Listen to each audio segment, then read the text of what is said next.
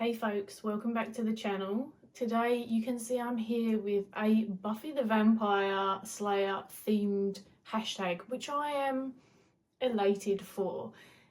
This is definitely one of the things that I enjoy doing in private anyway. I've watched Rumour Havens and I watched Julie of Peekaboo Rose, and then I realised I really wanted to just get on and do my own before I watched any more. I didn't want to take it too seriously because at the end of the day it's just fun, and Buffy fans are going to feel differently about the characters no matter what. So you don't have to agree with me. I think this is a fun way to come on and just play with decks, personify them, talk about our experience with them, have a laugh in one of our favourite fandoms. So that's what I'm here to do, and I'm sure this goes without saying, but for anyone who hasn't watched Buffy the whole way through and they're planning to and they don't want spoilers, do not watch this video because it's going to be spoiler central, I'm sure. Although my memory's terrible, but there will be spoilers in here at some point. So I think that I've pretty much got the main characters. Didn't really want to skip too many, and that meant just getting to the closest thing that I could. So I wanted to start off with Giles, and this is, before anyone gets the hump, yes, this is out of print, very, very out of print. This is the original OG Antique Anatomy Tarot. And the reason that I picked this over perhaps maybe a more traditional representation of like a tarot approach, because I had thought about 𝗨 as an example, although it's no secret that it's not one of my favourite decks, and I really like Giles. This to me, firstly with it being out of print and just the bones and the anatomy of the human, it really feels like it's the crux of its origin, like in its original form. I was thinking about Giles' studies, the occult layers, the magical layers, meeting the mundane and just everyday life and death aspects that the Antique Anatomy embodies so well. And whilst there isn't necessarily loads of hidden symbols in there, for those who don't know what they mean, it's got that invitation to study more. And it's not as everyday accessible as like the 𝗨, the 𝗪𝗿𝗺𝗺𝗵, the 𝗪𝗂. And I felt like there was something about that that really embodied Giles being kind of into the antique and the macabre, and I can imagine seeing this hidden in with all of his dusty old books, really getting into doing the extra work, because this deck isn't going to give you the meanings in an easy way, I don't feel like. And one of the other things that I didn't feel the other decks did that this does is it still has that edge.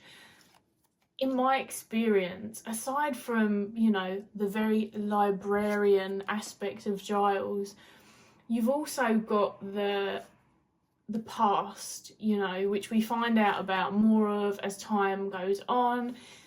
They stumble upon his guitar and singing capabilities. You know, everyone had only seen him as the librarian, and then all of a sudden he's there with this glorious voice and this guitar.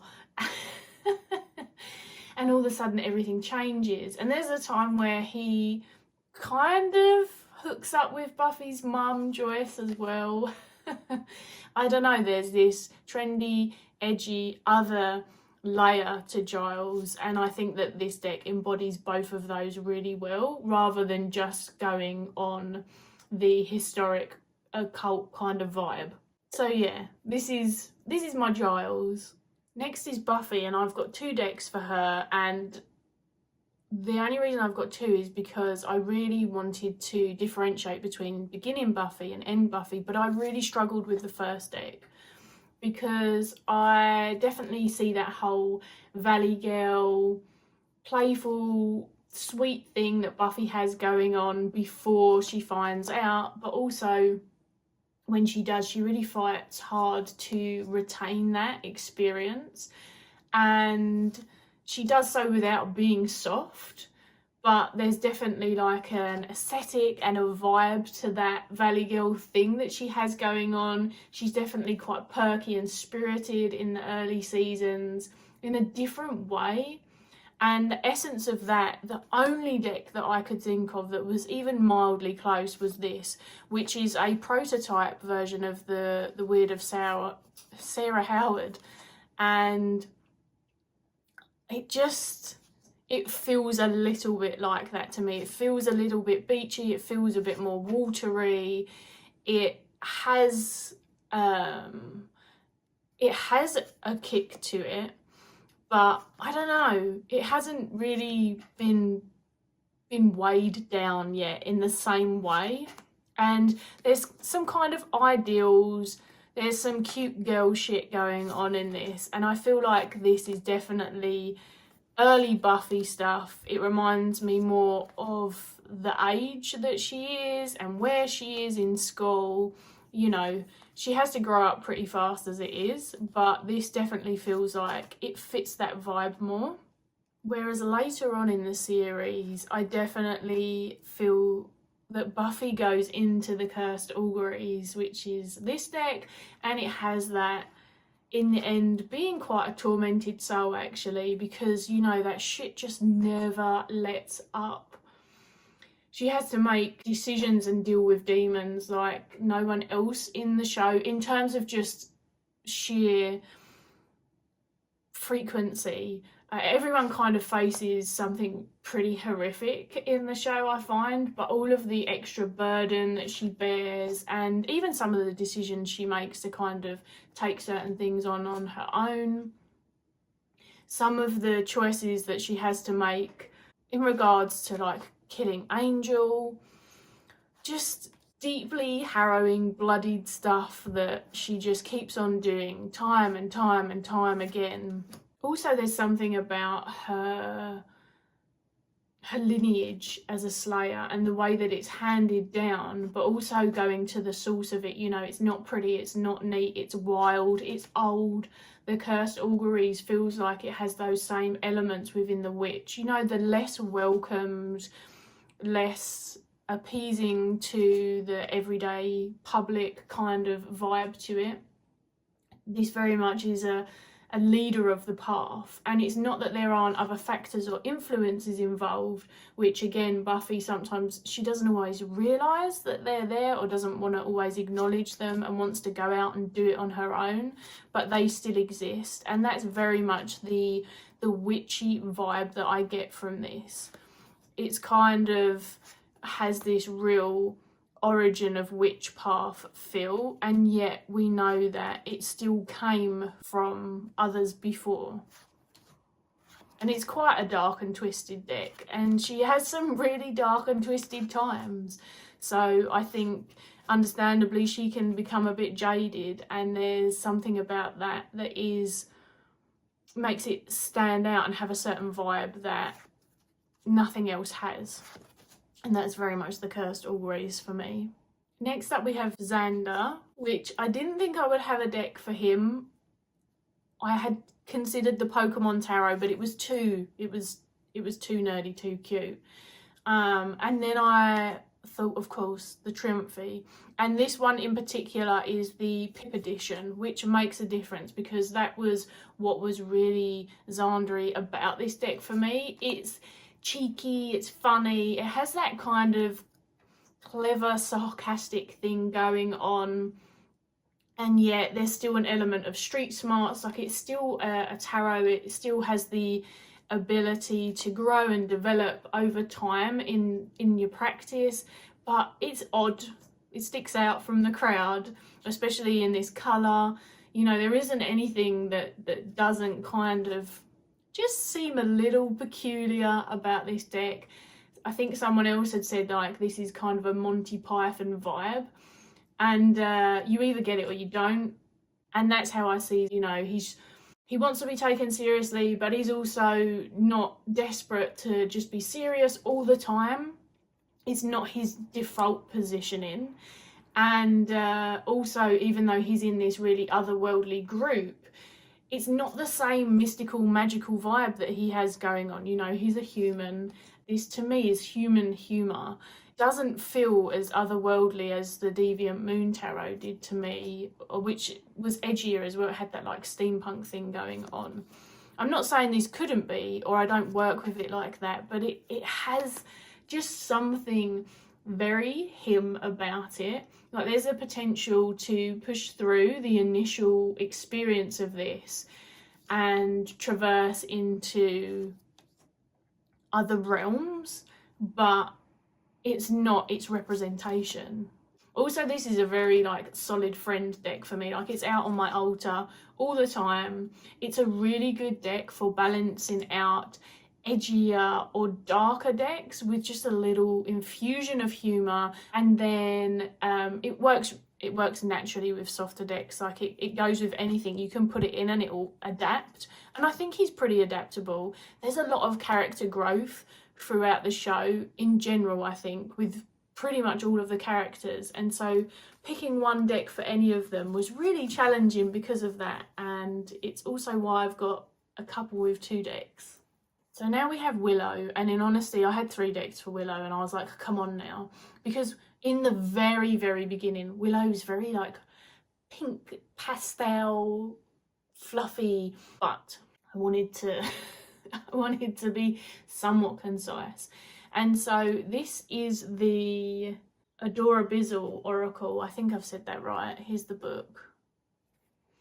And this is very much a Willow deck for me, because there's a lot of research that goes into meeting all of these beasties and the folklore behind some of them and the myth and the stories, but it's cute and it's welcoming. It has that bubblegum, kiddie, playful visual aesthetic to it that is definitely something that Willow has going on. She's a mega geek, you know. She wasn't expecting to hang out with like a valley girl like Buffy. I feel like this would have been artwork that she'd have enjoyed, that she'd have had up as a poster in her room. And yet there's the desire to know more. It's cute. It has a lot of meaning to it. There's a lot more beyond the aesthetic of it, but it kind of just can't help showing up in its nerdy cuteness still all the same. Like this deck would totally have dungarees and a pair of wellies on. I don't know, it's just exactly how I picture it. And then moving into Willow as she starts to explore different sides of herself, which is interesting for this deck in particular. This is the Broadbent Sisters Oracle, and the 2 sisters both have their artwork in it. So there's 2 different art styles, because obviously there are many points for Willow in which she is split between 2 options. There are some much more vague, tricky, kind of earthy and magical aspects to this deck. It's a bit darker, it's a bit more poetic in its nature. It is very witchy. It has that kind of elemental vibe. Both of the decks I chose sort of have a level of academia to them, but I think in very different ways. This feels like her finding her craft, finding her sexuality. This feels like getting into her tools and her power. I really see this because it's such an elemental deck, because it feels like such a witchy deck to me. And also they're very focused decks in particular. So some of the other decks I have are more focused on the keywords, and they have a lot more variety in them. And I feel like one of the things that Willow does is she does get hyper focused on stuff, both in good ways and bad ways. You know, sometimes she just stops listening to others.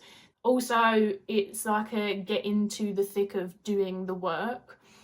And the way that I see Willow is that she might not always be in the midst of the grittiest part of what's going on, but she wants to feel useful. She wants to be a part of something. She doesn't want to sit on the sidelines. And again, this isn't a sideline kind of deck.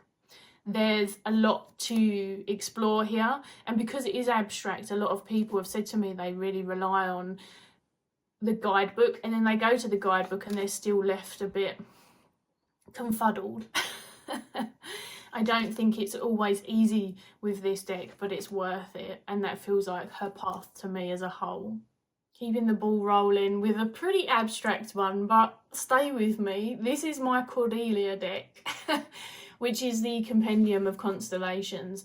This deck is pretty, it's aesthetic, it's popular, it's very well presented. It has now 2 iterations. But one of the things that it does is it says it like it is, and it can be mean or seem mean, dependent on what's going on and how you perceive the invitations from the deck as well. This was one of the decks that was really raved about at the time because it has a lot more variety in the keywords and less of that oracle affirmation kind of vibe. So it's very straight shooting. You know, Cordelia doesn't mince her words or say more than she needs to or pretend to be something that she's not.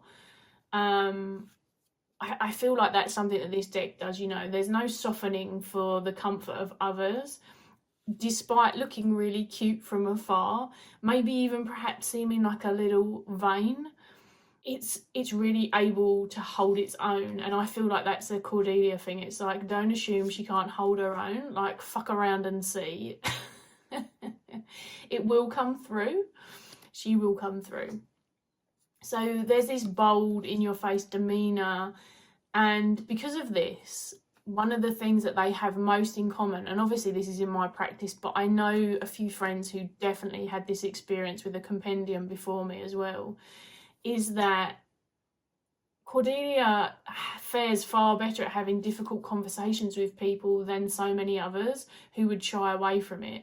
You know, she will call you on your shit, and if you're being called on your shit by Cordelia, you probably need to look at it at that stage. And that's very much the vibe of the compendium. Like, it might look like the cute constellation it girl, but there is there is potentially a world of pain in there, and in some ways that's not always our favourite thing to deal with, but in other ways, like, wouldn't we rather know if we've got spinach in our teeth or we're being a dick? So this feels very Cordelia to me in that way. Oz was a little harder for me, and I've got the Oracle of Shapeshifters. The reason that Oz was harder is because there's still that cooler than a boy band, but that kind of thing that he has going on.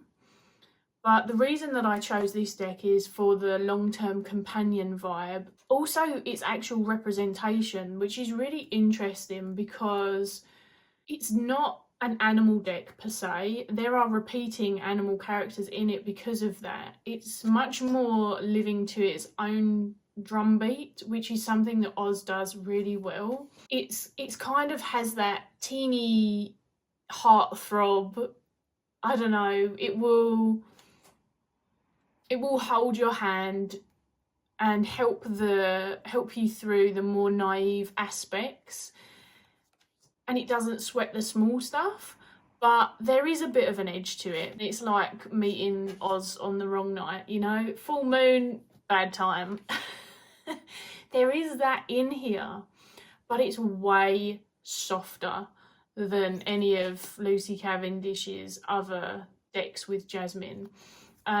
It's mystical, but it feels like that sweet, teeny mysticism in the way that Willow longs for Oz in the beginning. And then we find out that he has the whole werewolf thing going on.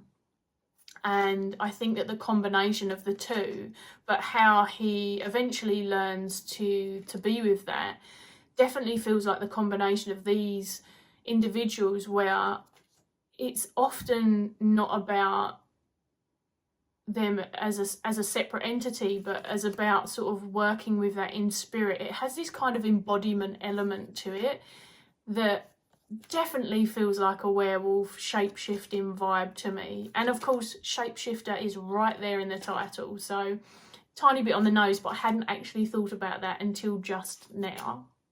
Of course, after Oz, we have to have Tara, just because they're both Willow's love interests. And this is the Oak, Ash and Thorn Tarot. I was tempted with 𝗁𝗲 by the Broadbent Sisters Oracle as well, so I will say that, but the 𝗬𝗁𝗁𝗀 felt like it would lend itself just a little bit more to the, I suppose, the internal fight that Willow has going on. And whilst 𝗁𝗲 has her own thing, her management and her representation of that is very different. So this is a very quiet, unassuming, sweet but honest deck to me. And I definitely feel like there are some pains still shown in this, but the way that it's done, the way that it's represented is, it's not a total ignorance of the reality of nature, but it's still a kind of romanticized view. And that's something that 𝗁𝗲 brings to the table. And we might realize there's a reason why she does that. But whatever the reason is, she carries her wounds and her trauma in a very different capacity. And even when she's considered rebellious by like parts of her family, her expression of rebellion isn't what comes to mind, I feel, for many of us when we think about being rebellious. You know, it's just different. Her footprint is, it often feels neutral to me at worst, and then at best it's like an improvement of a situation. And that again is very animal to me. You know, animals aren't bad even when humans deem them to be so. It's not something that they have in that's just not how nature works. So this feels very 𝗁𝗲 to me in that, and it has that just ability to meet you where you're at, wherever that is, rather than forcing you to be anything or anywhere else. So it has that in its kind of wheelhouse. And yeah, it's gentle, but it didn't, I don't know, it feels a tiny bit less gentle to me than, say, the Gentle Tarot. And there was something about 𝗁𝗲 being embodied by an animal deck in particular, because while she is human and she obviously has human issues and human flaws and all of that good stuff, there's something that kind of radiates in a different energy with 𝗁𝗲, and I can't quite put my finger on it or verbalize and communicate it any better, but this feels like it has that for me. Yeah, magical, sweet kind of thing for 𝗁𝗲. Moving from 𝗁𝗲 to Anya is a very different feeling, and here I chose the Oracle of Oddities. I was sort of toying between this and the Memento Mori, I'll be honest. And I know I've used a lot of Black and the Moon decks, but that wasn't intentional in the way that you would think, but also they're quite heavily used in my practice, so I have them all. This is the reality of life, and we're not going to sugarcoat it. Anya's here. This is what she is. Deal with it. It has those 7 deadly sin kind of vibes encompassed in the deck as well, and an element of kind of being responsible about our decision making, because whatever decisions we make, they're going to impact our choices and our path moving forwards. And tell me that doesn't have a vengeance demon vibe. Like, I know all decks are essentially like that, but again, if I think about Anyanka as a vengeance demon and going back to sort of her origin and the life that she lived, which was many lives. We go back to originally where she was, then when she becomes a vengeance demon, and just how long she did that for. And why also, not only is she edgy, but she's just not tactful, because she wasn't doing the human thing for ages. This is not a tactful deck. It's not looking to be soft. There is one keyword. So in that kind of similar way to Cordelia, it's like, this is what it is. But the difference is, it's kind of like Anya can't help it, because it doesn't feel so much like it's a conscious decision in the same capacity. You know, she doesn't know how to people properly. And I say properly, I can relate to her a lot actually, but we'll save that for another day. But there is something about that I really see coming through from this deck. And certainly, in the end, what's great about Anya is I feel like she goes full circle and is very much like, look, this is just who I am, and she's okay with herself in the end, rather than the kind of societal pressures to bend. But yeah, this is confronting if you're not wanting to or ready to hear, and there's no extra glitter to cover this turd. So if it is a hard time, if this comes up with some difficult feelings and just challenging, then it is what it is. There's no fuss, there's no extras, you just got to sit with it. So we've got 4 more to go in mine, and next is Dawn, and I feel like this one is gonna be one of the ones that people really don't like. But for Dawn, I chose Tarot of the Vampires. Don't at me. I like this deck. I'm really enjoying this deck, and I'm also going through the book as we speak, so I don't have as long a relationship with this deck before anyone gets, you know, like, I don't know, offended. But one of the things that, in comparison to my other vampire decks, like the Robert in Place one, or just my love of vampires as a whole, I definitely like these as well. But to me, they're the less grown-up vampire. But so there's an element of like trying to be sexier and more grown-up in here, but it's a little cheesy and it's a little cliche at points, and yet it grows and it develops over time, and you see that that's not all what's going on. It's deeper than I first imagined, but that was kind of my snapshot of it. And of course, Dawn starts out very kind of young, just emotionally as well. And then there's all this stuff that we find out about her being the key. There's so much knowledge to later unlock if you want to.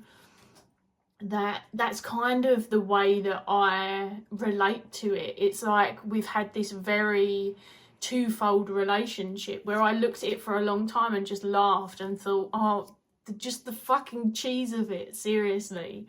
But there's this element to Dawn that's kind of stubborn and desperate for independence, and she's like hungry like a new vampire.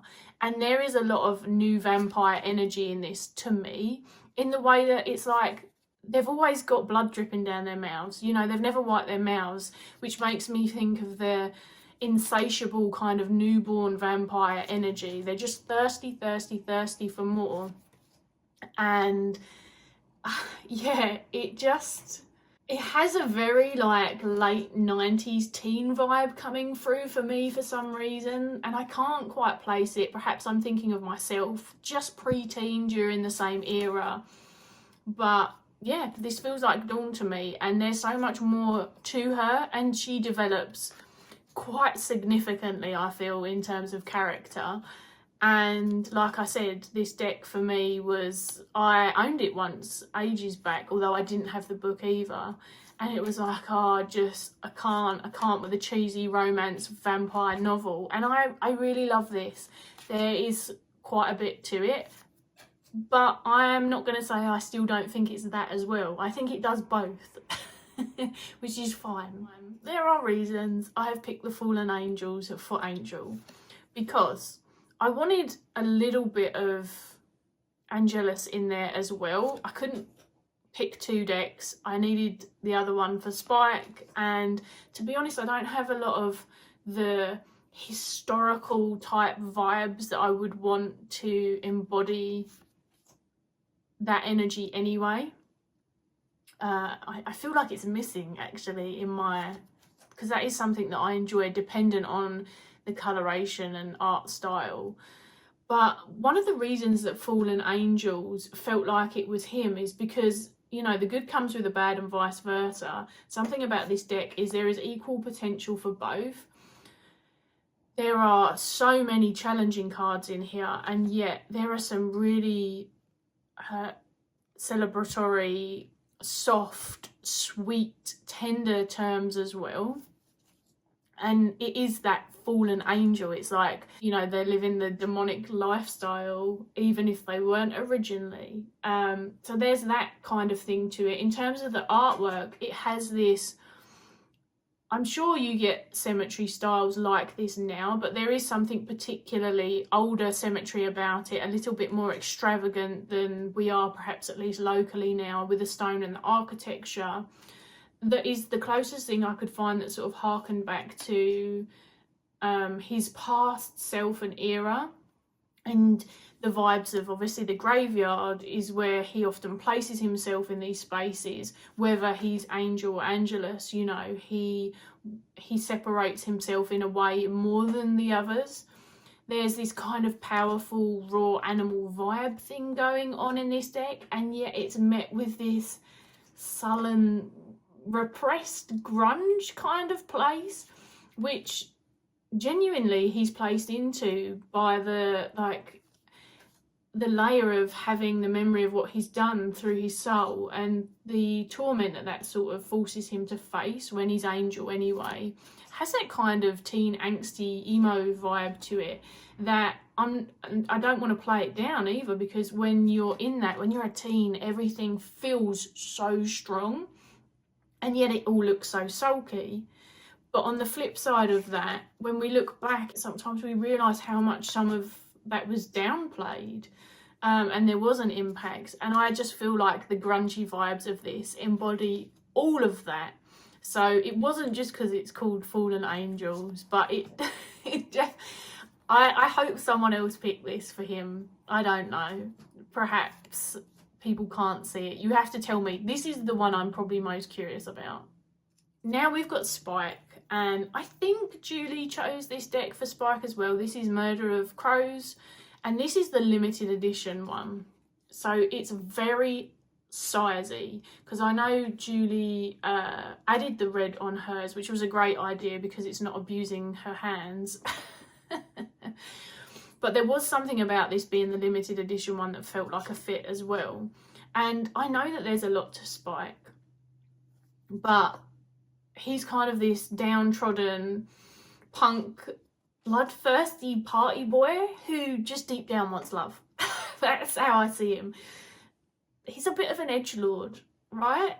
Not as dark as you first thought, but continuously difficult even when he's good intentioned, which is one of the problems with him. And like, not even in a light way. I really had to think about how I viewed Spike, and then some of the stuff he does way later still. Like, yeah, he might repent, but like, that shit is still not okay. And this deck's just continuously difficult because it's so fucking heavy and shiny and slippery, and it just does all of the things to hurt my hands, even though it doesn't mean to.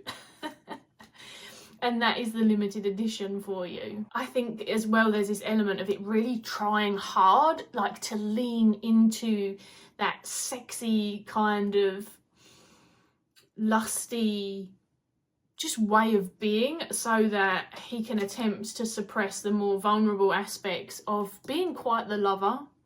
And it's in there, but it's in there in kind of ways where people have to be available to see it. It's in there in poetic ways, and it's a case of looking beyond initial judgments of this deck by those who are let in. You know, it wants to be the lover, but there's also a bit of it that really gets a kick out of gore and the violence of combat and just the violence of reality, I suppose.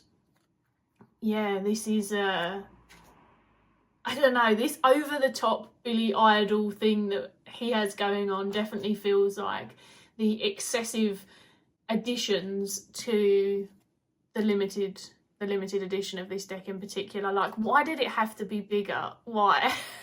I don't get it. Why did it have to weigh a ton? It really didn't. But that's kind of Spike. He's just extra as far as I'm concerned, and this deck is extra, but it's so good. It's so good, and there's just something about having it out that makes you want to have it out more. And yeah, it's not always good for my hands, but I get tempted regularly, so definitely Spike. And finally, last but definitely not least, is Drusilla. I enjoy Drusilla's character a lot, and the 𝗪𝗯𝗀𝗺 Oracle is on the nose as well, but Drusilla has that kind of dull like look about her, but also just a lot of the language that's used as well. Like this looks cuter and more approachable than it is, and so does she. Their mentality's younger, but it is fucking punchy. It's still bloody and just off key at points. In the book as well, like it's off key at points, and I definitely feel those like 19th century vibes, the luscious surroundings and those kind of desires of lushness, powerful but elegant, and yet there's still an element of fragility and vulnerability here amidst everything else that's going on. Also, there's despite it being adult of nature, and I think they're meant to be adults as well as far as I understand, there is this kind of childlike quality, because I know that people find that quite challenging as well, and that's something that they actually mention in the show about Drusilla. The book occasionally walks you around a bit as well, like a riddle. There are definitely things that could have been said more directly, and it feels like it's been done at the sheer creative, playful enjoyment of the, of the author. And that's definitely how I find Drusilla's pattern of speech to be, and how she likes to toy and play with people to keep herself entertained. Like that's definitely in here. And then of course Drusilla is psychic, and so her being an oracle as opposed to a tarot just felt just a little like a playful nod to this. Of course people use tarot for oracle divining and stuff like that, but yeah, this is definitely a Drusilla deck for sure. I can just see her in the characters anyway. I think that she is in here often, and now I've thought about it, I will probably struggle to detach that association from this deck, so that will be very interesting. So there you have it. There were other characters I toyed with doing, but one, that was already more than long enough, and two, I already struggled with some of them, so I definitely didn't feel like I had a Joyce deck. And I really like Clement. Is that his name? He's fun, but I couldn't find a deck to like, how do you embody the person who plays poker, is kind of mostly sweet-natured and stops eating kittens eventually? Like, I don't have a deck for that at the moment. So there you have it. I hope that was taken all in good jest. It was a lot of fun to do.